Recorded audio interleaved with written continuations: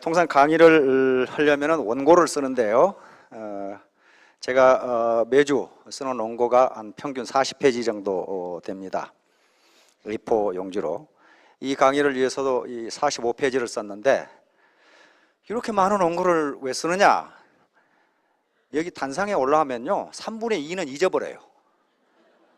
그래서 1시간 강의를 하려면 3시간 강의를 준비해야 겨우 1시간 생각나요. 이게 어떤 부부가 이 안방에서 텔레비전을 보다가 심심해서 남편이 여보 그 냉장고에 가서 우유하고 아이스크림 좀 꺼내오라고 이렇게 했단 말이에요.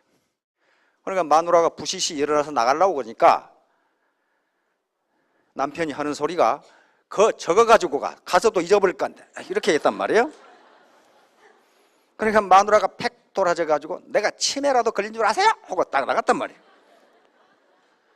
한참 있다 들어온 거 보니까 달걀을 한 소쿠리 삶아가지고 이제 들었단 말이에요.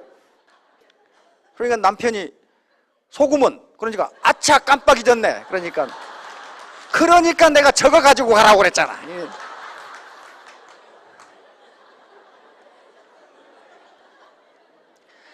그게 다 똑같은 현상이에요. 이게 몇 분 빼놓고는 어떤 이 시골의 노신사가 서울로 딸을 시집 보내놓고 딸한테 한번 가보겠다고 그러니까 딸이 아버님께 전화를 했습니다. 서울은 눈 감으면 코베 가니까 절대로 뭐 사라고 하면 사지 말고 뭐 가입하라고 하면 하지 말고 이렇게 신신당부를 해요.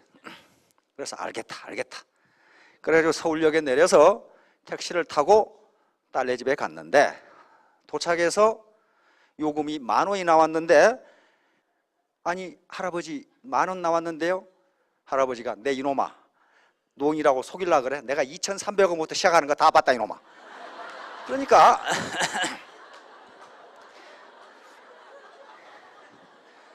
사업을 하시다 보면 그런 분을 만나는 게 10분 중에 9분이 그런 분이에요. 설득하기가 무지무지 어려워요.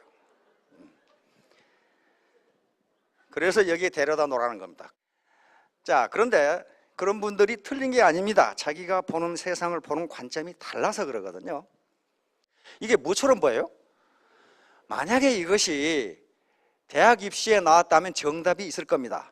근데 세상 만사는 정답이 없어요. 도봉산을 올라가는 방법이 길이 하나만 있는 게 아닙니다. 여러 개가 있어요.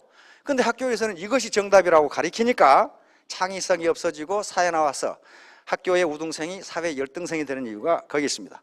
이 이미지를 보시면은 이건 정답이 없어요. 나는 이걸 뭐라고 생각한다. 그렇게 그걸 주장하면 안 되고 왜 그러는가만 논리적으로 전개하면 그건 맞는 거예요. 왜냐하면 나는 그렇게 본다는데 누가 어떡할 거냐 말이에요. 이거 뭘로 보입니까? 활주로. 활주로로 보이죠? 어떤 사람은 고속도로라고 또 그러더라고. 근데 제가 이걸 그린 것은 저 디자이너한테 이렇게 그려달라고 요구를 했어요. 이건 어떤 사나이가 서서 오줌 누는 장면을 뒤에서 그린 겁니다.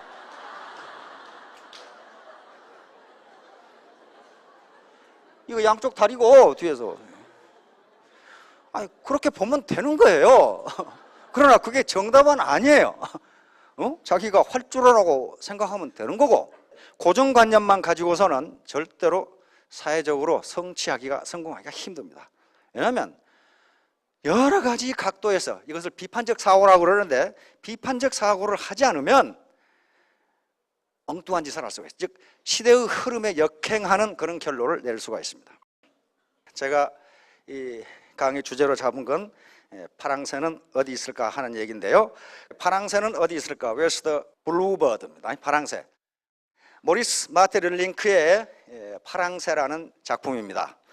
이 양반은 벨기에 작가인데 프랑스에서 주로 활동을 했고 파랑새 이전에도 파랑새 읽어보시면 많죠. 동화 있죠. 동화. 그게 희곡입니다. 희곡. 연극이에요. 연극. 아니 뭐 이만큼 얍실해요. 희곡인데 여기에 담고 있는 철학이 너무 깊기 때문에 이걸 1906년에 썼는데 1908년에 최초로 모스크바 예술극장에서 연극으로 상영이 되고 그 뒤에 뉴욕과 런던 세계 유수한 국가에서 무대에서 연극으로 상영이 됩니다. 이 업적으로 모리스 마테를링크는 1911년 노벨 문학상을 받습니다. 그런데 이 파랑새라는 작품이 노벨상을 받음으로써 그 뒤에 지금도 계속 파랑새란 영화, 소설, 그 다음에 노래 이런 게 계속 나오고 있어요. 영국도 나오고 뮤지컬도 나오고. 그러니까 파랑새는 여기서 뭘 의미하냐면 행복, 희망을 상징합니다. 그래서 파랑새는 행복은 어디 있을까? 그 말이에요. 자, 그럼 파랑새는 여기서 내용이 뭔가? 여기 주인공이 틸틸과 미틸입니다. 이제 내용은 뭐냐면은 틸틸과 미틸이 어린아이입니다. 어린 틸틸이 오빠고 미틸이 밑에 여동생인데 이웃집 부잣집에서 크리스마스 이브날 화려하게 장식도 하고 촛불도 켜고 뭡니까 터키 그저 뭐라고 칠면조도 이렇게 놔두고 이 틸틸과 미틸은 가난한 나무꾼의 아들과 딸이에요. 그래서 아이고 저 집은 얼마나 행복할까 그렇게 생각하고 있는데 이웃집에 사는 요술 할머니가 찾아와서 자기 딸이 아프니 네가 키우는 새를 달라고 이야기합니다. 우리 딸이 아픈데 파랑새를 보고 싶어 한다 이거예요. 근데 왜 파랑새를 보고 싶어 합니까? 그러니까 파랑새를 보면 행복해진단다. 거기서부터 이야기는 시작돼요. 그러니까 파랑새는 무엇의 상징이에요? 행복의 상징이에요. 그런데 이 틸틸과 미틸이 자기 집 새장 속에 새를 키우고 있었는데 그것은 회색이란 말이에요. 그러니까 아이고 이건 파랑새가 아니네 하고 이제 파랑새를 찾아 떠나는데 바로 요술 할머니가 뭘 주냐 하면은 다이아몬드 모자를 줍니다. 그래서 다이아몬드 모자를 조금 돌리면 추억의 나라라는 것은 돌아가신 분들이 사는 나라로, 조금 더 돌리면 미래의 나라로, 아직 태어날 아기들이 사는 나라로 이렇게 여행을 하도록 하는 요술 모자예요. 그래서 맨 처음에 추억의 나라에 들어갑니다. 추억의 나라에 들어가서 돌아가신 할머니와 할아버지를 만나는데 거기 가보니까 할아버지가 파랑새를 키우고 있어. 그래서 할아버지한테 얘기해서 파랑새를 달라고 하니까 할아버지가 가져가라고 그러죠. 가져가는데 그것을 가지고 밖으로 나오니까 파랑새가 죽어 있어. 혼자 간 게 아니고 틸틸과 미틸은 개와 고양이의 요정, 빛의 요정, 빵의 요정, 우유의 요정 이런 식으로 모든 사물이 의인화되어 있어요. 이 동화에는 의인화되어서 같이 갑니다. 그런데 요 추억의 나라에서 파랑새를 가져왔는데 빛의 요정을 보자. 다시 말하면 빛을 만나자. 어떻게 돼? 죽어 있더라. 그리고 다시 밤의 궁전으로 들어갑니다. 밤의 궁전으로 들어가는데 거기는 파랑새가 무지무지 많았어요. 그런데 파랑새를 잡아가지고 다시 나와서 빛의 요정에게 보이니까 또 죽어 있어요. 자, 그 뒤로 나무와 동물들의 요정이 사는 숲으로 가고 무덤 속에 들어가 보고, 왜냐하면 무덤 속에 파랑새가 있을지 모른다는 요술 할머니가 얘기를 해줬거든. 들어가 보고 나중에 결국 행복의 궁전에 들어가 보고 미래의 나라, 다시 말하면 앞으로 태어날 아기들이 사는 미래의 나라로 갔는데 거기도 파랑새가 없어요. 그래서 결국 새장을 가지고 파랑새를 잡으러 갔는데 파랑새를 잡지 못하고 와가지고 꿈에서 깹니다. 그러니까 지금까지 꿈을 헤맨 거예요. 그런데 마침 그때 이웃집 할머니가 자기 딸이 아픈데 파랑새를 갖고 싶어 한다고 찾아왔어요. 그래서 너희들이 키우는 새를 달라고 하니까 우리 새는 파랑새가 아닌데 하고 그 새장에 가보니까 새가 파랑새였어요. 그러니까 이 스토리는 뭘 의미하냐면은 행복은 멀리 있는 것이 아니다. 암만 몽환의 세계를 돌아다니고 백날 돌아다녀도 파랑새는 거기 없다. 파랑새는 바로 네 가까이 있다. 행복은 네 가까이 있다. 그러면서 건강의 요정, 그 다음에 아버지 어머니의 사랑의 요정, 그런 것들이 전부 파랑새다. 그 얘기를 계속하고 있어요. 진짜 파랑새는 행복을 의미합니다. 자, 애터미는 파랑새입니다. 이게 자세히 보라 이거야. 이게 파랑새인지 아닌지는 자기가 판단해야 돼요. 어떤 사람의 눈으로 보면 파랑새인데 어떤 사람의 눈으로 보면 회색새가 될 수도 있어요. 될 수도 있습니다. 이 파랑새를 이 모리스 마티렐링크의 책에 보면은 마지막 장면에 뭐가 나오느냐면은 꼬마가 할머니가 우리 손자딸이 아픈데 네가 키우는 새를 보면은 낫는다고 한다. 파랑새를 갖고 싶어 한다. 그래서 그 손녀딸에게 파랑새를 갖다 뒀더니 손녀딸이 낳았어요. 낳으니까 손녀딸이 고마워서 파랑새를 돌려주려고 가져왔다가 놓쳐버렸어. 날아가 버렸어요. 그래서 손녀딸이 우니까 틸틸이 이야기합니다. 내가 다시 잡아줄게. 내가 다시 잡아줄게. 다시 말하면 파랑새는 지금 공중에 있기 때문에 잡는 사람이 임자입니다. 잡는 사람이 임자예요. 자, 그래서 누구나 잡을 수 있는데 아무나 잡는 것은 아닙니다. 첫째, 자기가 이 파랑새가 파랑새인 것을 알고 잡으려는 집념이 있어야 돼요. 세상에 공짜는 절대로 없습니다. 누군가를 협박한다든가 뜯어먹어서 부자 된 놈 내가 한 놈도 못 봤어요. 한 놈 못 봤어요. 도박에서 돈 번 놈도 한 놈도 못 봤어요. 다시 말하면 뭔가 땀 흘리지 않고 얻는 소득은 금방 나간다는 거예요. 왜 그럴까요? 그 많은 소득을 포용할 만한 그릇이 안 되니까 그래요. 그릇이 안 돼요. 그런데 갑자기 많은 돈이 생겼어요. 그런데 자기가 땀 흘려서 버는 돈은 땀 흘리는 과정에서 그 돈을 포용할 만한 그릇으로 사람이 커집니다. 커져요. 그래서 금방 망하지 않는 겁니다. 자, 그래서 아무나 잡을 수 있는 건 아니에요. 누구나 잡을 수 있는데 노력하는 자만이, 진실로 원하는 자만이 잡을 수 있다는 겁니다. 자, 그러면 이제 기회, 이것이 바로 기회예요. 파랑새를 잡을 수 있는 기회인데 기회를 옛날 현자들은 어떻게 얘기했는지 한번 봅시다. 그리스 로마 신화에 나오고 최근 영국에서 나온 모든 문화권에 이 신화가 다 나옵니다. 이름만 다르지 다 나와요. 야, 기회의 신은 제우스의 아들입니다. 이렇게 생겼어요. 여기 남신으로 나오는데 벌거벗었죠? 여기에 날개가 달려있고 앞머리는 머리가 길고 뒤에는 대머리입니다.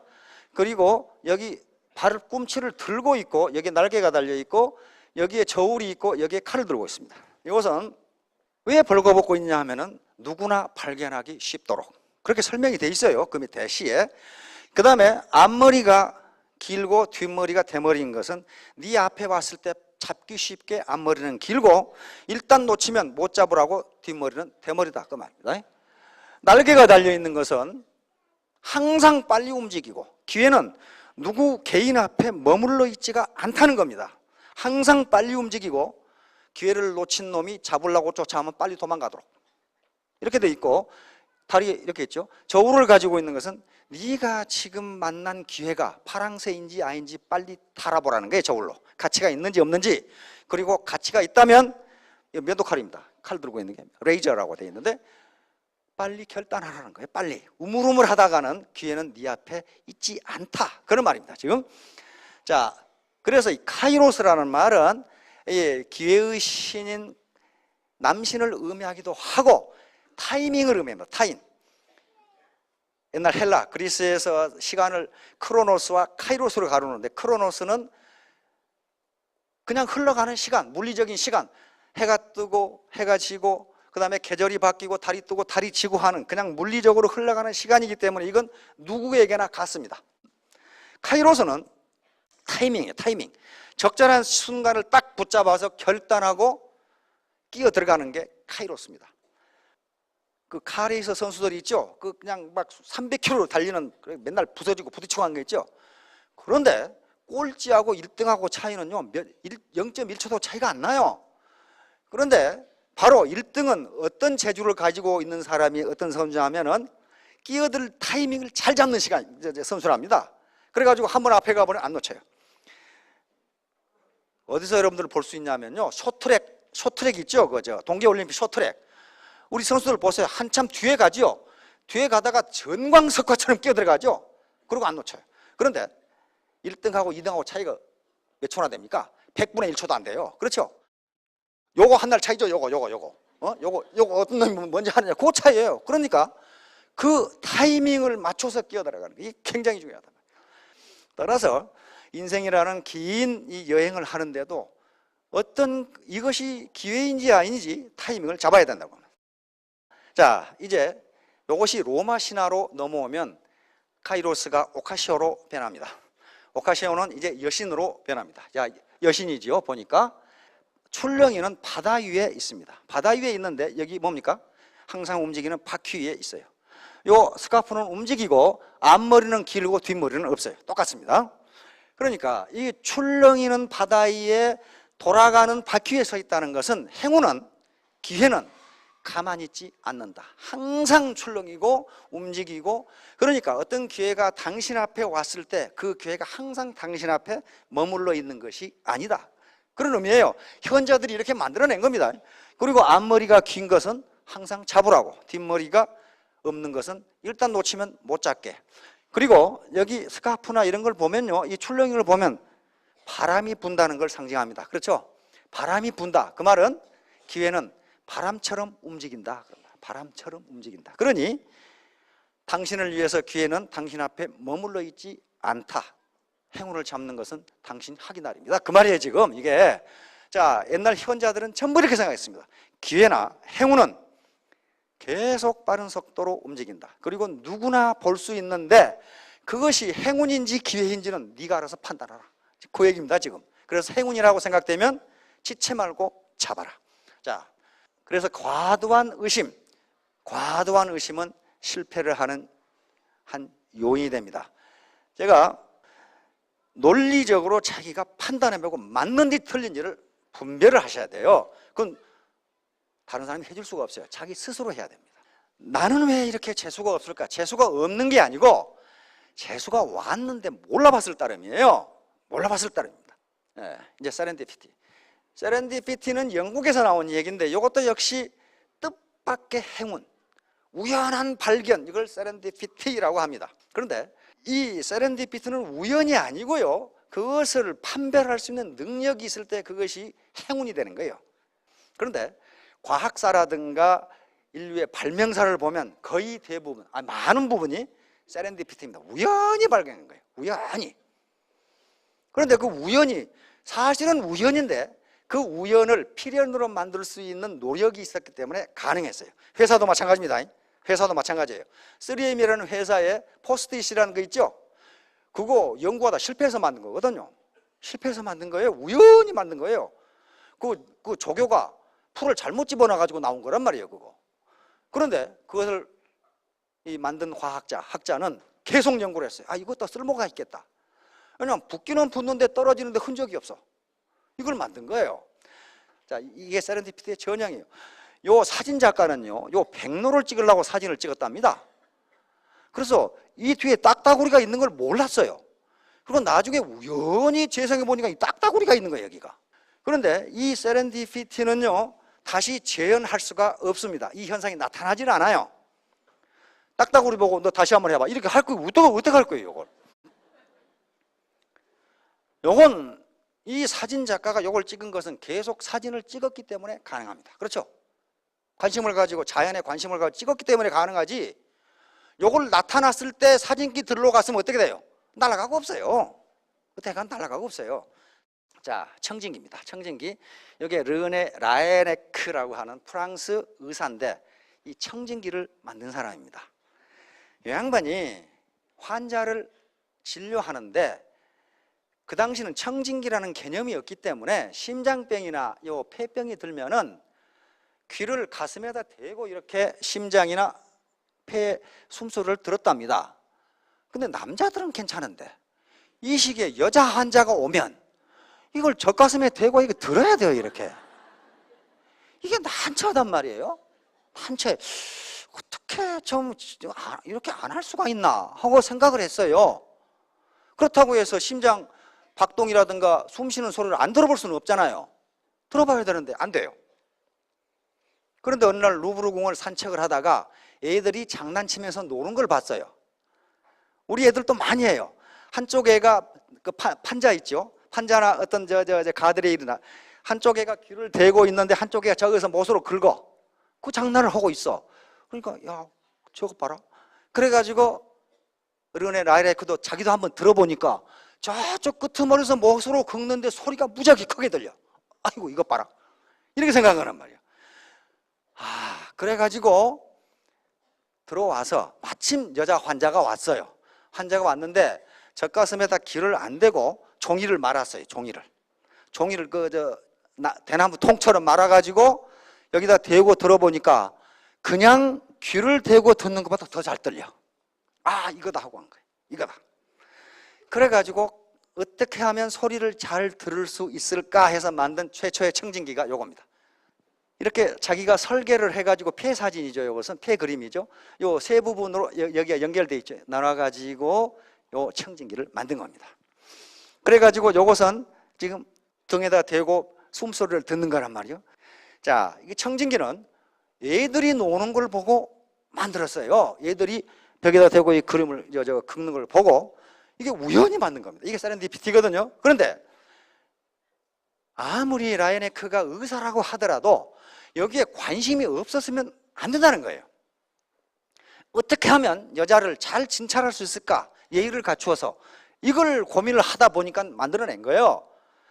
그러니까 우리 앞에 파랑새는 언제나 있는데 유심히 내가 어떻게 하면 파랑새를 잡을 수 있을까 생각하지 않은 사람은 못한다는 겁니다.